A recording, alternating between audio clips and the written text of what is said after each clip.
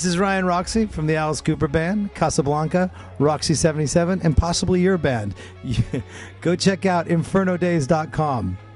Rock it.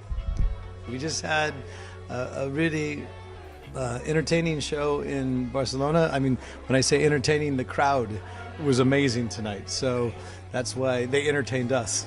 Well, I think Casablanca is a combination, a mixture of all of our favorite records growing up.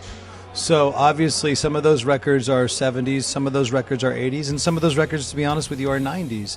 So we're trying to combine everything, all of our influences that we took from the past and tried to make it our own, just enough not to get sued, and just enough to make it our own sound. And I think we came up with sort of a Casablanca sound that's consistent now with 2 albums.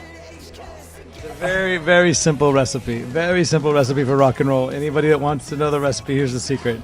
You get a really good Gibson Les Paul, or Gibson of your choice. And I like the Les Paul. For Casablanca, it's amazing.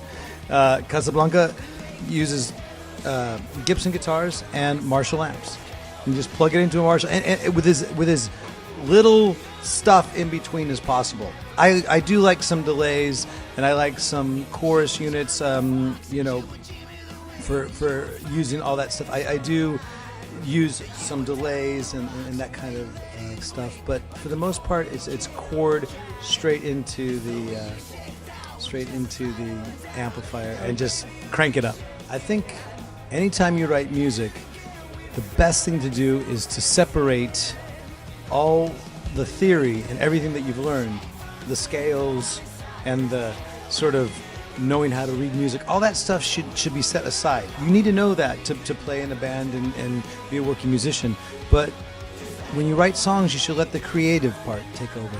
And that's what I always tell people, is that don't make your solos or songs sound like scales.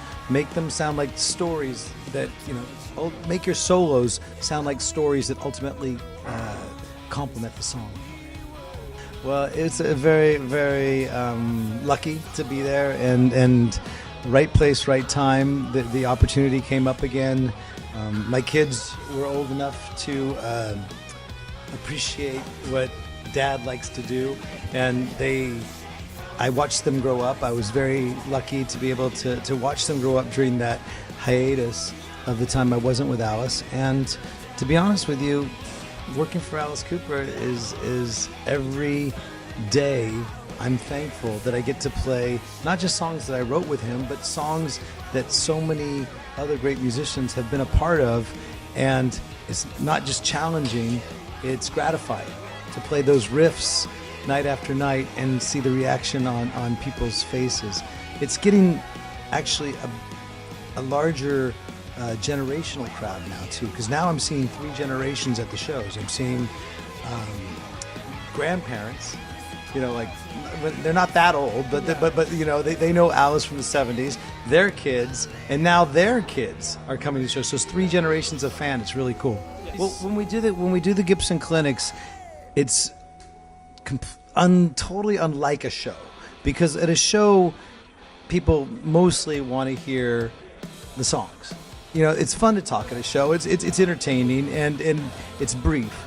But at the clinic, it gives us a chance to really bond with each other.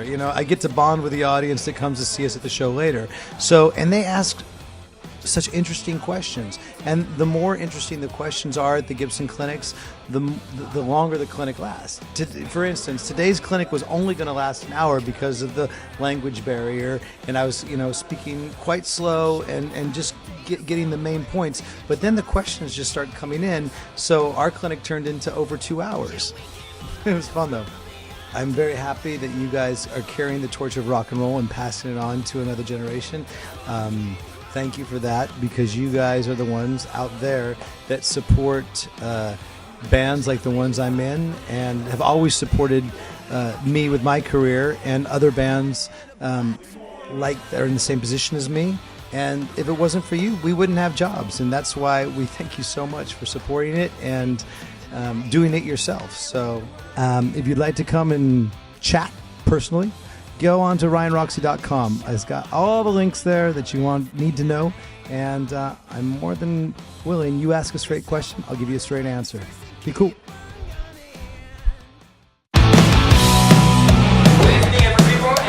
We are here with Anders and Matt, component from Casablanca's band. It's a lot of inspiration. We're the five of us in the band, plus some standing guys, and everything that happens in life, in the world, and it's politics, and it's religion, and it's fuck this and fuck that, and love this and love that, and it's been a kind of an intellectual journey into classic rock and roll in a way. It's kind of hard to explain it, but we are who we are. We want to have a good time, but still there's stuff to write about.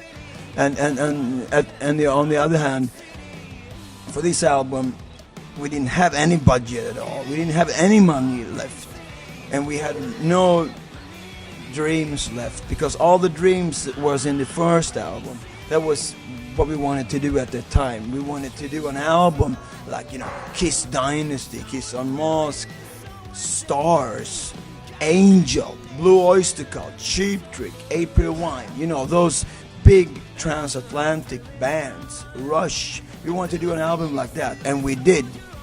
And it was okay. So when we had to do something else, we had to go back. So this one is recorded in a rehearsal room. Yeah, classic rock and roll. No money, but some time and a lot of guts. That was the thing, Yeah. I started play the bass when I was like 10 years old. So I always played the bass and writing songs when I was playing football. But when I stopped playing football, I really put 100% into music and started to write songs with Anders and with this great band, So I learned a lot these years after I quit playing football. And these guys are so great, so I learned a lot, how about writing a song and everything. So yeah, it's great. There's a lot of favorite singers out there. And I like, I could chuck you right now and say one of my, it's Leonard Cohen and it's Brian Ferry and those guys. Those are my filling it, of course. And there's Joni Mitchell and there's a lot of good singers out there. It's a lot of good singers out there, and I just don't want to sing like them. I just want to sing with my own voice. I want to sing my own voice. I try to, of course, I listen to singers, but it takes ages to reach your own voice. When I was in my 20s, I wanted to sing like that guy in that band or that girl in that band or whatever. Now when I'm a little bit older, I found my own voice, and that's the vocals takes time. It takes ages, take generations to get your own voice, and I'm so glad, I'm so happy I finally find a voice that feel like maybe this is cool. We didn't know what to expect, if it's gonna be 5 people or 500 people, but so far every show has been sold out. Many people, and the people, they sing along and they love the music, and I'm telling you, the Spanish fans are the best in the world.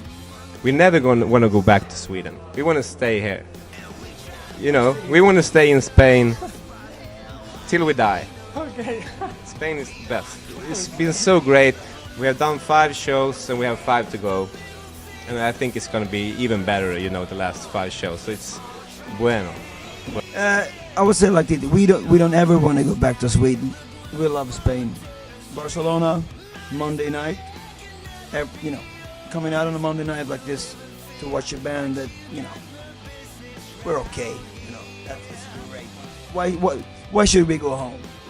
I listen to a lot of kinds of music. Not only heavy metal. I listen to synth and singer-songwriters and also, of course, heavy metal. And I listen to a lot of music, because if you only listen to rock and roll, you're only going to write songs that sounds like old songs.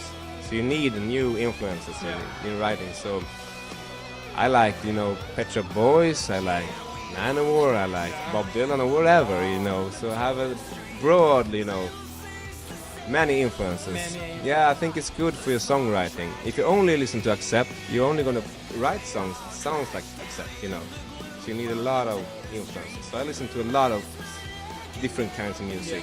And I think it's good. And also I listen to Heroes del Silencio. Infernaldays.com rules! This is the... La mejor!